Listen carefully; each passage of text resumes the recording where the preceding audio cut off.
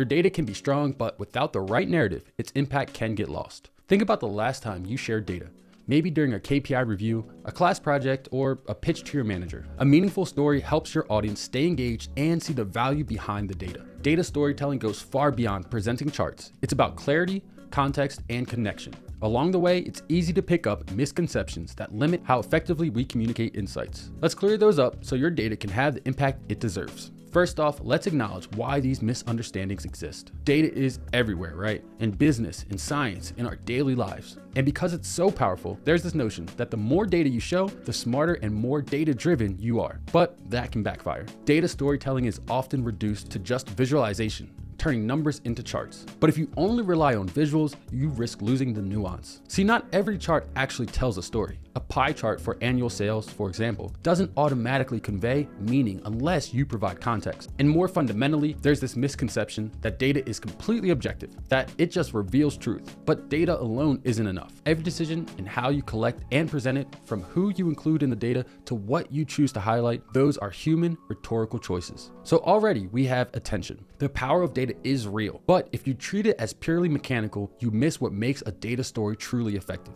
the narrative and its human dimension. That brings us to some of the biggest myths in data storytelling, the ones that trip up even seasoned professionals. For example, one of the most common is that data analysis and data storytelling are one and the same. Spoiler alert, they're not.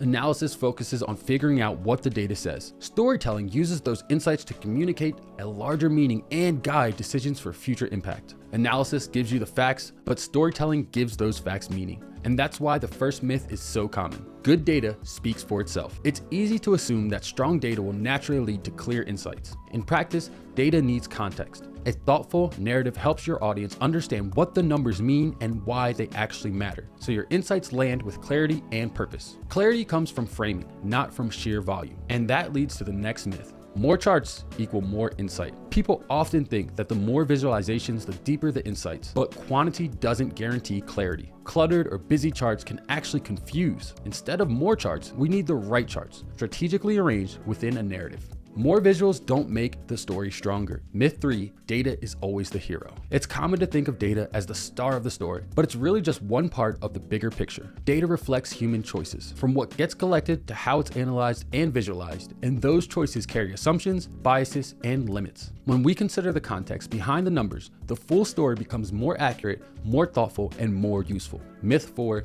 data doesn't need context. Without context, historical, social, or qualitative data is like a map without a legend. To be effective, data storytelling needs a narrative structure. Tell the audience about why things happened, who was impacted, what changed. Context gives your audience clarity. Emotion gives them connection. And that brings us to the next myth. Myth 5, data and emotion are mutually exclusive. Some people avoid bringing emotion into their data stories because they believe that data should stay purely logical. But emotion helps people pay attention and understand why the information actually matters. Research on storytelling shows that people respond to context and meaning, not just numbers. When you combine data with narrative, you engage both reasoning and empathy, which makes insights more memorable. At the same time, building connection isn't enough if every audience receives the message in the same way. Different groups need different context, details, and emphasis for the story to resonate. Myth 6, a one-size-fits-all approach works. Some storytellers take a do-everything approach. They throw every chart, every insight, every statistic into one deck. But data storytelling isn't universal. What resonates with your team or your audience depends on who they are, what they care about, and how they think. Tools like dashboards might monitor data, but they're not necessarily built to tell a focused story. Tailoring your story makes it clearer, but clarity doesn't protect you from one more trap: overconfidence. Myth 7, overconfidence in data storytelling. And this is a big one. Just because you have data and charts doesn't mean your interpretation, your narrative, or your presentation is immune to bias. Even seasoned analysts can forget that decisions in data collection and visualization are rhetorical. Avoid assuming your data is neutral without critical reflection on what's left out or how you frame things. Let me give you a real-world style example. Imagine a company analyzing customers' churn. They pull together a ton of data: demographics, subscriptions, length, product usage, and support tickets. A typical more charts equal more insights person might build 10 charts: churn by age, churn by region, churn by usage, churn by support tickets, etc. But a real data storyteller steps back and asks, what is the story I want to tell? Is the churn related to frustration? Is it about feature adoption? Is there a qualitative component like customer sentiment that's not captured in the raw numbers? they might build a narrative. Over the past year, churn spiked in a particular age group, not just because they used fewer features, but because they reported lower satisfaction in support interactions. Then they would choose 2 or 3 visuals, maybe a trend line, a bar chart, and customer sentiment heat map, and stitch them together with narrative context. Last, they'd highlight not just what happened, but why it happened and what we can do about it. This is data storytelling done right.